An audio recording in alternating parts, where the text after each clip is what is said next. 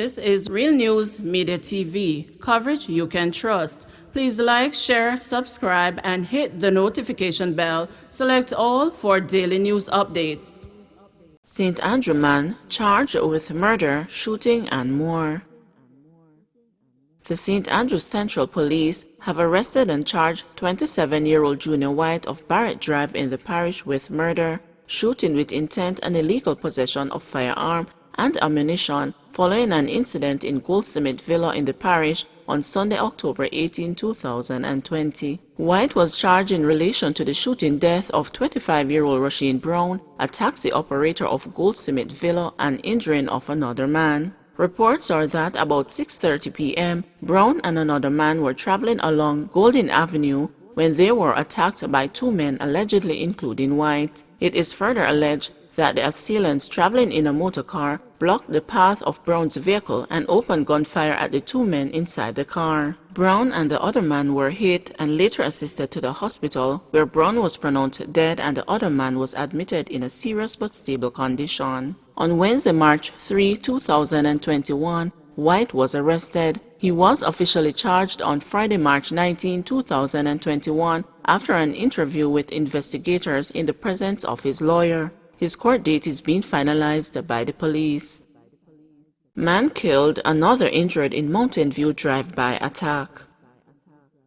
One man was killed and another injured during a drive-by shooting on Mountain View Avenue in Kingston on Wednesday. The Corporate Communication Unit confirmed the shooting but could not immediately release details. The news understands that both men, who are residents of Nannyville, were reportedly heading home from a hardware store when a Toyota Probox in which they were traveling was shot up by gunmen traveling in a black Toyota Wish motor car. One of the men, known as Kino, has reportedly died, while the other was admitted to hospital. The Toyota Wish was later found abandoned in Bowerbank, sources said. One of the victims is allegedly a high-ranking underworld figure.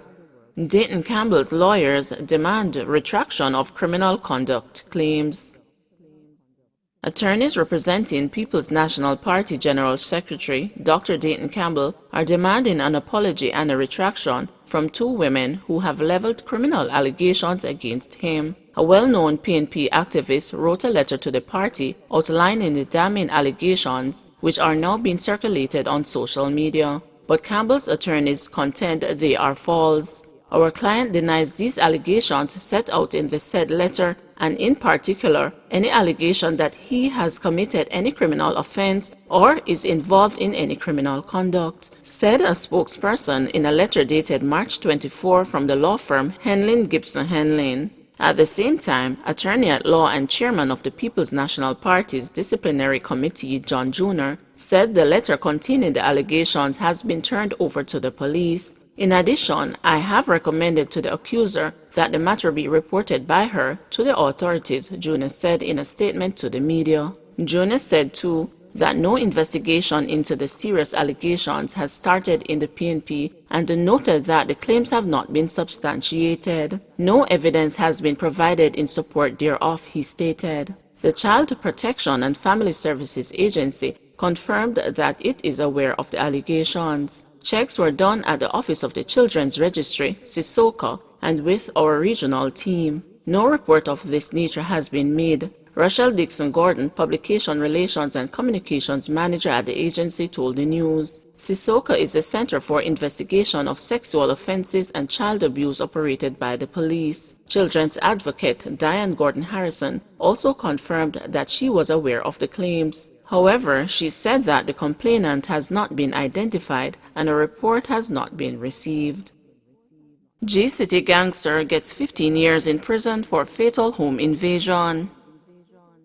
High-profile St. James gangster Omar Troy Johnson, who pleaded guilty to murder, was yesterday slapped with a 15-year prison sentence. Sentencing was handed down in the St. James circuit. Johnson will have to serve 14 years before he becomes eligible for parole. The 24-year-old, who is from Bucktoe Lane in Salt Spring and who is a reputed top-tier member of the much-feared G-City gang, was convicted on March 10 for the shooting death of Sybil Malcolm. Malcolm was brutally murdered before her grandchildren at their Cornwall Courts home, also in St. James, on February 15, 2020. "This is a good day for the law-abiding citizens of St. James and the police," said Police Commander for St. James, Superintendent Vernon Ellis. "We just got news out of Kingston that Tommy Lee Sparta was just sent to prison for illegal possession of a firearm, and now we have this G-City gangster going off for a very long time. We want the other violence producers in St. James to realize that we are coming at them with all the tools in our toolbox, and when they are caught, and we know they will be caught, that they stand to spend many years behind bars," said Ellis. It was reported that about 2:45 a.m. on the day in question, Johnson went to Malcolm's house armed with a handgun and gained entry into the premises by breaking through a rear section of the property. He first tried to enter the section of the house where the family occupied, but it was securely locked. After his demand for the family to open the door was refused, Johnson used a piece of steel to break the glass on the door and began climbing through. It was then that Malcolm confronted him and a struggle ensued. During the tussle, the gun went off and a bullet hit Johnson in his arm. He subsequently overpowered Malcolm and shot her in her head at close range and then fled the scene. Malcolm was rushed to the Cornwall Regional Hospital where she was pronounced dead. Later that day, Johnson showed up at the hospital and was not able to properly explain the circumstances under which he was shot. The police were alerted and cops subsequently took him to his house where his bloody clothes from the crime scene were found. DNA was taken from his bloody clothes and a forensic swab for gunpowder residue was carried out by the crime scene unit, said Ellis. After the forensic results were brought to Johnson's attention, he decided to cooperate with investigators and admitted to committing the gruesome murder. The scientific evidence and the shrewdness of the detectives left him no other choice but to become a proactive cooperator, said Ellis. "I hope the other gangsters will realize that while they are able to intimidate witnesses, they cannot intimidate DNA." Man imprisoned for Dexter Pottinger's murder gets jail time for killing woman. The corporate-era makeup and graphic artist, currently in prison for the murder of fashion designer Dexter Pottinger, was yesterday sentenced to 14 years and 10 months for the 2016 killing of 20-year-old Alexia B. Pott. Romario Brown, who had pleaded guilty to the lesser charge of manslaughter, was sentenced by Justice Crescencia Brown Beckford in the Home Circuit Court. The sentence will begin after he completes the 12-year prison term that he is currently serving for Pottinger's death. That sentence was handed down in May 2019 after he pleaded guilty to manslaughter. According to the facts outlined in the case, Brown and Beapot were engaging in intercourse when an argument developed and he squeezed her throat and kicked her off the bed. Brown, 24, fled the scene following the incident but was picked up by security camera footage. Also, phone records showed that he was the last person to speak with Beapot. Brown was later found with Beapot's phone and a laptop belonging to her boyfriend.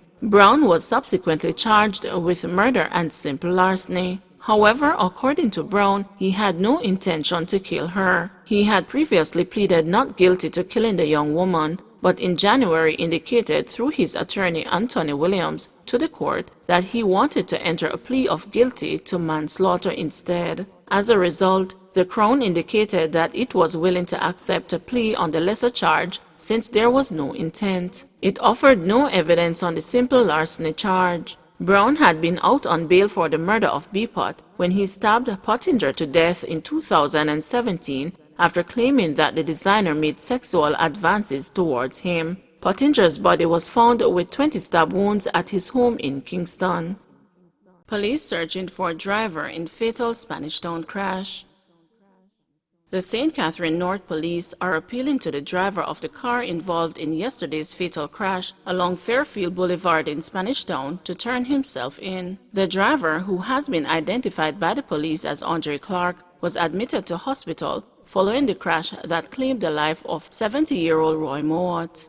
The driver, who reportedly suffered a broken leg, is said to have discharged himself from the hospital today. The police are now seeking to locate him. "We are asking Mr. Clark to report to the Spanish Town Police Station because we badly need his support in this matter," said Sergeant Donovan Barnes of the St. Catherine North Police Traffic Department. "We believe he can assist us in our investigations, so if anyone knows his whereabouts, they can also call the police." It is reported that, while traveling along the roadway, Clark lost control of his vehicle and hit Maud, who was walking along the corridor. Maud was dragged by the car for some 30 meters before the vehicle came to a stop. Please remember to like, share, subscribe, and hit the notification bell. Select all for daily news updates.